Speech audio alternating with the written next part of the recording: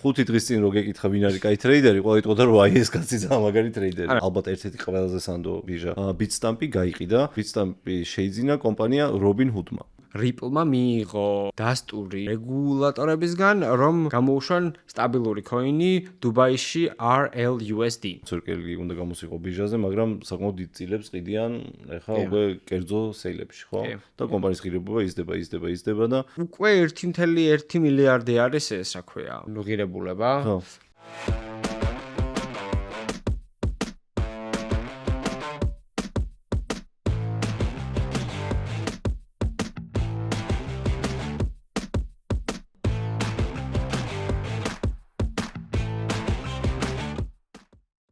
გამარჯობათ, მე ვარ თემო, ეს არის გიორგი და ჩვენ გთავაზობთ Crypto News. ამ გადაცემას წერთ ყოველ კვირას და აუცილებლად გამოვყევით ჩვენს არხზე, რომ გაეცნოთ ახალ ამბებს კრიპტო სივრცეში.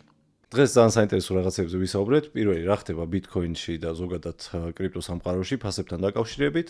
ასევე ვისაუბრეთ ახალ შეძენას Bitstamp-ის გაყიდვას უბრალოდ, რომელსაც Robinhood-მა შეიძინა. ვისაუბრებთ Pump.fund-ზე, რომელსაც გადაწყვიტა რომ ტოკენი გამოუშვას, Ripple-ის ამბები დუბაიში და ასევე რა ხდება USDC-ის ირგვლივ. თემა პირველი. რა ხდება Bitcoin-ის ფასის ირგვლივ? წინა გადაცემაში ვისაუბრეთ, რომ ეს არის პატარა კორექცია. Bitcoin იყო ასული 110-111-ის ფარგლებში, თუმცა ჩამოვიდა და თამაშობს ახლა რაღაცა range-ი, რომ ეს არის ყველაზე დაბალი იყო ალბათ 103 და ახლა 105-ის ირგვლივ ტრიალებთ. რას ნიშნავს ეს რეალურად ბაზრისთვის? ეს ნიშნავს იმას, რომ ხალხმა აიღო თავისი მოგება. და იყიდა Lamborghini-ები. ან ხო, ზოგისთვის Lamborghini, ან ზოგისთვის Prius-ი, მაგრამ Skoda. ხო.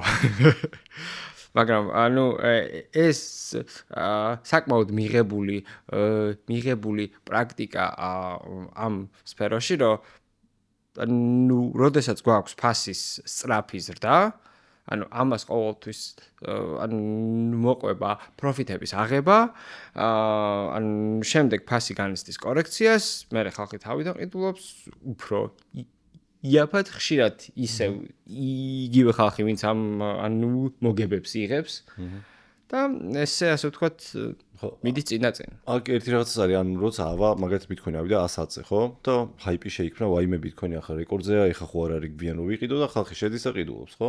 და მე არაფერი არ ხდება. რეალურად ვარდება პატარა იმითი რაღაცა 105-ზე და ეს ხალხი ვინც 100-ზე იყიდა და ეგონა რომ ეხა 200-ზე გაყიდი და ხვდება რომ ესე მარტივად 200-ზე ვერ ყიდის. შეიძლება ძალიან მარტივადაც ამოკლება და ბევრმა ადამიანმა ფული დაკარგოს რა.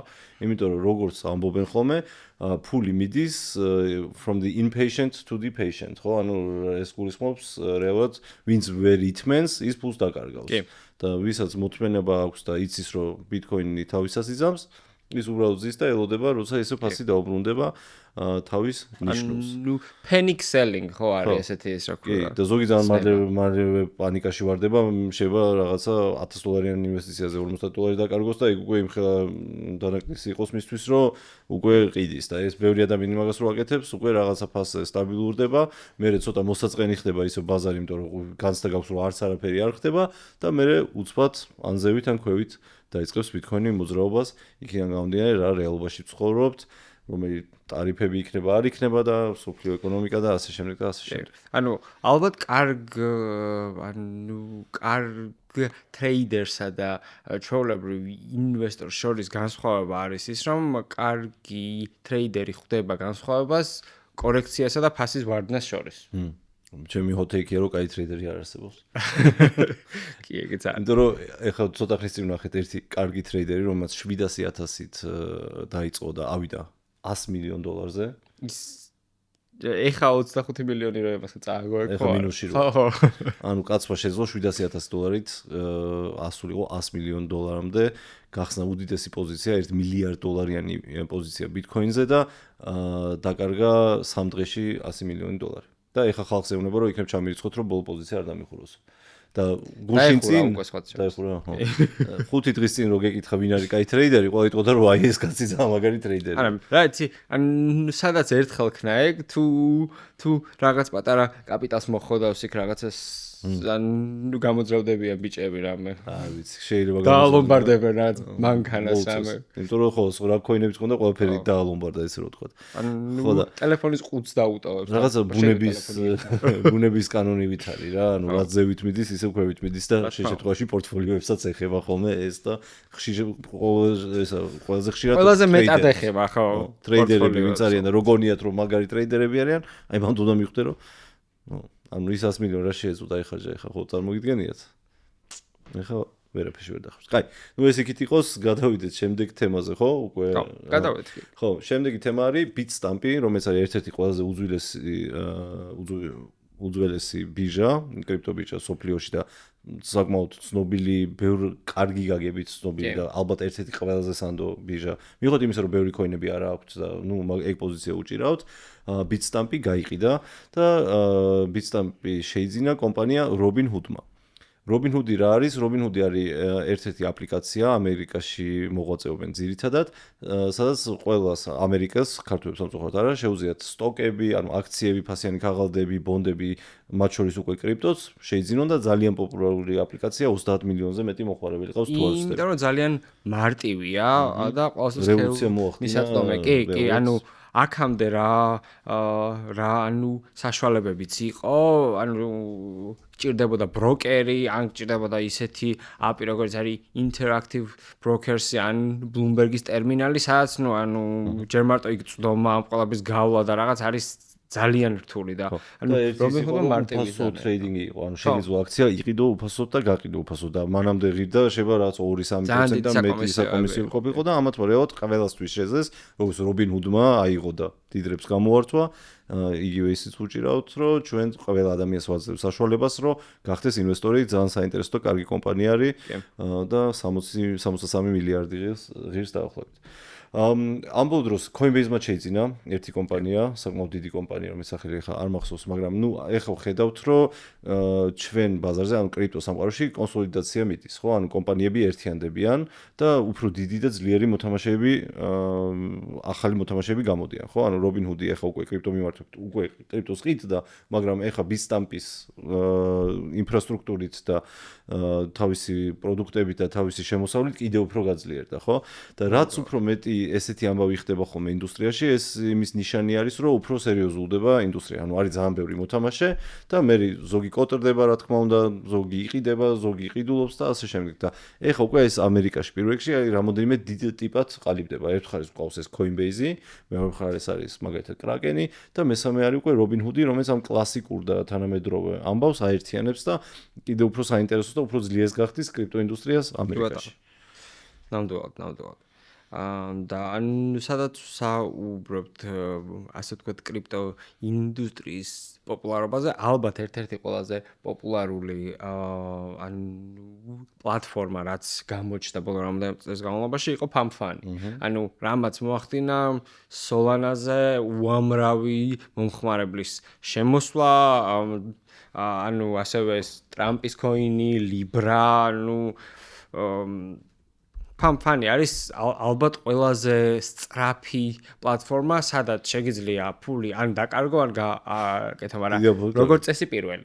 ხო, მაგრამ ძალიან ბევრმა საკმაოდ დიდი თანხაც ანუ შეიძინა გამოიმუშავა. ხო, გამოიმუშავა PumpFun-ზე. ეს არის meme coin-ების launchpad-ი, სადაც ძალიან მარტივად ყოველგვარი 2 წამში კოდის წერის და რაღაცეების გარაშე და ანუ თუ არ ვშტები 0.4 Solana ღირს რო გაუშვა. 0.04 ალბათ. არა, გააძვირეს ახლა. მართლა? ოკეი. ხო. და ანუ ნებისმიერ ადამიანს შეუძლია დღეში გაუშვას ალბათ რავი 100,000 ანუ coin-ი. და მოკლედ ეს პლატფორმა საკმაოდ ბევრ ასე ვთქვათ სკანდალთანაც არის დაკავშირებული, გინდაც ეს არგენტინის პრეზიდენტის Libra coin-ი, Trump-ი, Melania ორივე PumpFun-ზე ანუ გაჩნდა და დღემდე არის Solana-ს ერთ-ერთი თუ არა უმთავრესი ასე ვთქვათ მოთამაშე. ჩემი hot take-ი არის, რომ ძალიან ცუდი იქნება ეს Solana-სთვის. კი და 1 მილიარდი საწევო უნდათ. ხო. 1 მილიარდი ამერიკული დოლარი, ხო? 4 მილიარდიანი შეფასებით. და ეგ ანუ 1 მილიარდი დოლარი უნდა დატოვოს Solana-ს ეკოსისტემა, ეს თუ ყველაფერი მოხდება. და თან Pump Fun-ის კომპანია, ვინც დგას მაგის უკან, ყოველთვის ყიდის თავის Solana-ს. და აკეშებს გააქვს ფული. ხო, მაგრამ ეკოსისტემი. რა არის, იცი, ანუ იყო პერიოდი, როცა როგორც მახსოვს, Pump Fun-მა გამოიმუშავა საკომისიოებში სადღაც 500 მილიონი ერთ თვეში. რაღაცა და ეს გაქონდა იმ ტიპს ეგრევე. და ამ ფულსაც გაიტანს 1 მილიარდს რეალურად და ეს იქნება ძალიან დიდი დარტყმა Solana-ს. და ამან თუ გადაწყვიტა საკუთარი ბლოკჩეინის გაკეთება, Pump Fun-ის ბლოკჩეინის, რომ იქ წაიყვანოს მე ეს მიმქოინერები, არ ვიცი. Solana-ს მძიმე ამბებია. ხო, მაგრამ არ მგონია ესე წავიდეს. აი, გახსოვს NFT ამბავში რო იყო 100,000 API-ს კუნძულის ის რო გაყიდეს, 100,000 NFT რო გაყიდეს რა. ყველაზე დიდი liquidity event იყო და ეგ იყო ზუსტად ბოლო NFT-ების. ან მაგის მერე ყველა ფასი ხუები ჩამოვიდა. გონია რომ იგივე შეიძლება გამეორდეს აქ მიმქოინების ამბავში. რა არის, ანუ ეს არ არის ფინანსური რჩევა, ეს არის ჩემი პირადი აზრი. კი, და ანუ მე ხა დიდად მიმქოინებზე არ ვსგვიჟდებოდი არასდროს. აქენ გამიორე თუ კაპიტალი ან მიმქოინებიდან წამოვა და როტაცია მოხდება საინტერესო პროექტებში, სადაც ფუნდამენტია, ან Solana-ზე გინდაც რო ავიღოთ, აი, როგორც არის Grassi, ან სიტყვაზე, ან მეტეორა, ან ჯუპიტერი, ან ასე შემდეგ, რაც კონკრეტულად ანუ ქმნის რაღაც ფასეულს, ანუ Solana-ს მომხმარებლებისთვის მაინც ალბათ ზოგადად პოზიტიური იქნება. მეჭ. მაგრამ კაი. შემდეგი თემა. იცი რა, მაინც ყველაზე მეტი მიმქოინების გამო არის რა და Grassi და რაღაცა კი იყავს მომხმარებლები, მაგრამ ძალიან ცოტა იმასთან შედარებით, რაც მიმები არის. მაგაში ხო. მან როგორც NFT-მ გადაიარა და ვერ დაუბრუნდა თავის ნიშნულს, მიმქოინების მაგ ბედის წინაშე დგანან ჩემი აზრით. არა უშავს, შემდეგი თემა არის რა. მოკეთ, როგორც წინაზე ვახსენეთ, საკმაოდ ვითარდება კრიპტო და ან ძალიან ბევრ წერტილში დედამიწაზე ცდილობს რომ დაიმკვიდროს ფეხი, ანუ ვისაუბრეთ იქ ან პაკისტანი, ინდოეთი, ამერიკაში რა ხდება, ვიცით. ევროპა შედარებით ანუ მაინც ევროპულად და ბიუროკრატიულად მიუდგა ყველაფერს და რაღაცებს ცოტა ართულებენ. ეხლა წლის ბოლოსთვის ეს მიკას რეგულაცია შემოაქვთ, ასე შემდეგ, მაგრამ სამაგიეროდ ანუ დუბაიში არის ჩვეულებრივი ანუ კრიპტო ბუმი. დაახლოებით 1 წლის წინ მათ შემოიტანეს ახალი რეგულაცია და ეხლა ანუ Ripple-მა მიიღო ასე ვთქვათ დასტური რეგულატორებისგან, რომ გამოუშვან სტაბილური კოინი დუბაიში RLUSD. შვენიერი ამბავი.